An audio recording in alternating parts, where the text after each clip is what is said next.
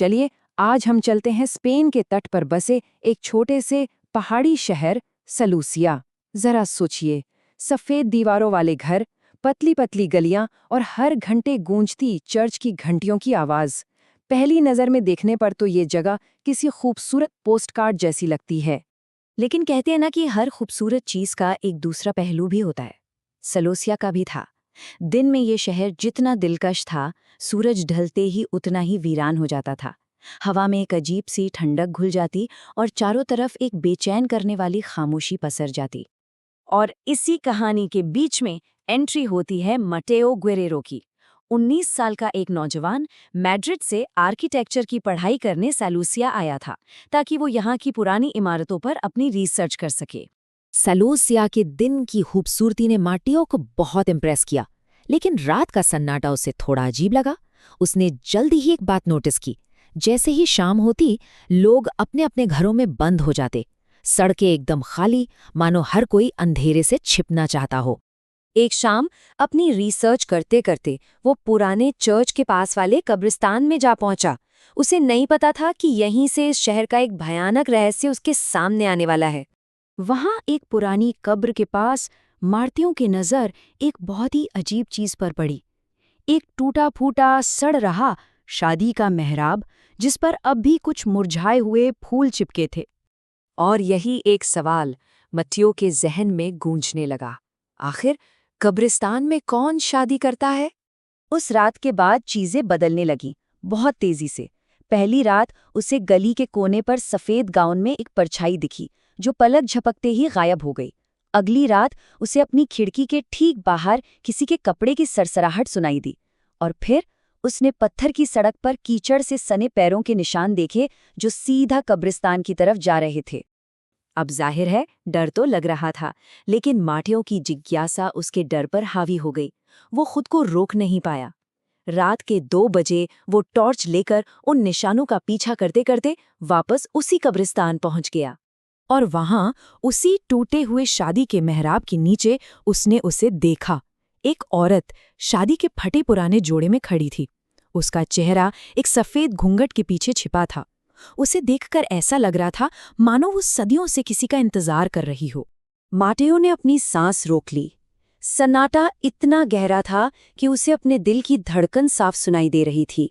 वो औरत धीरे धीरे उसकी तरफ मुड़ी और हवा के एक झोंके से उसका घूंघट बस थोड़ा सा सरका। और जो चेहरा सामने आया उसे देखकर माटेओ की तो जैसे जान ही निकल गई। उसकी चमड़ी हड्डी की तरह सफेद थी, आंखों में एक अजीब सी भयानक चमक थी और उसके गालों पर सूखे हुए खून के निशान थे, जैसे उसने खून के आंसू रोए हों। और सबसे खौफनाक बात, उसके पैर जमीन पर नहीं थे। डरा सहमा माटेओ किसी तरह वहां से भागा। पूरी रात उसकी आंखों के सामने वही भयानक चेहरा घूमता रहा। सुबह होते ही वो सीधा गेस्ट हाउस के बूढ़े केयरटेकर के पास गया और उसे सब कुछ बता दिया। तब केयरटेकर ने उसे मृत दुल्हन की कहानी सुनाई। केयरटेकर ने बताया कि ये बात 1889 की है। इजाबेला रोमेरो नाम की एक लड़की की शादी थी, लेकिन शादी वाली रात उसका दूल्हा हावियर उसे मंडप में अकेला छोड़कर किसी और औरत के साथ भाग गया। बेचारी इजाबेला पूरी रात उसी शादी के मेहराब के नीचे उसका इंतजार करती रही और सुबह होने तक सदमे और दुख से उसका दिल बैठ गया। उसे उसी कब्रिस्तान में दफना दिया गया था। लेकिन केयरटेकर ने धीमी आवाज में कहा, वो आज भी अपने दूल्हे के लौटने का इंतजार करती है। शहर के लोग उसे मृत दुल्हन के नाम से जानते हैं। ये कहानी सुनकर माटियो के होश उड़ गए। लेकिन अब बात सिर्फ एक कहानी तक नहीं रह गई थी। उस मृत दुल्हन का ध्यान अब पूरी तरह से माटियो पर था। उस रात कदमों की वो जानी पहचानी आवाज फिर आई, लेकिन इस बार वो आवाज बाहर गली में नहीं, बल्कि ठीक उसके कमरे के दरवाजे के बाहर आकर रुकी। पूरे कमरे में गीली मिट्टी और मुरझाए फूलों की एक अजीब सी महक भर गई। और फिर माटेओ ने जो देखा, उसे देखकर उसकी सांसें थम गईं। उसके कमरे का दरवाजे का हैंडल बहुत धीरे धीरे अपने आप घूमने लगा। डर के मारे माटेओ का गला सूख गया और तभी एक तेज चरमराती हुई आवाज के साथ दरवाजा अपने आप अंदर की तरफ खुल गया। मगर दरवाजे पर कोई नहीं था। एक पल के लिए माटेओ ने राहत की सांस ली। उसे लगा शायद ये सब उसका वहम है। लेकिन जैसे ही उसकी नजर कमरे की खिड़की पर पड़ी, उसकी चीख निकल गई। खिड़की के बाहर, शीशे के उस पार, वही मृत दुल्हन खड़ी थी और अपनी खौफनाक आंखों से सीधा उसे घूर रही थी। अगली सुबह वो सीधा भागा चर्च के पादरी के पास। पादरी ने उसकी पूरी बात सुनी और बस एक सवाल पूछा, क्या तुमने उस कब्रिस्तान से कुछ उठाया था? तब मैट्यू को याद आया, वो मुरझाए हुए फूल। पादरी ने समझाया कि यही उसकी सबसे बड़ी गलती थी। उस आत्मा को लगा कि उसका दूल्हा आखिरकार लौट आया है। पादरी ने उसे फौरन वो शहर छोड़ने को कहा। माटियो ने बिना एक पल सोचे अपना सामान पैक करना शुरू कर दिया। लेकिन शायद किस्मत को कुछ और ही मंजूर था। अचानक आसमान में काले बादल छा गए और एक ऐसा भयंकर तूफान आया जिसने उसे सालूसिया में ही कैद कर दिया।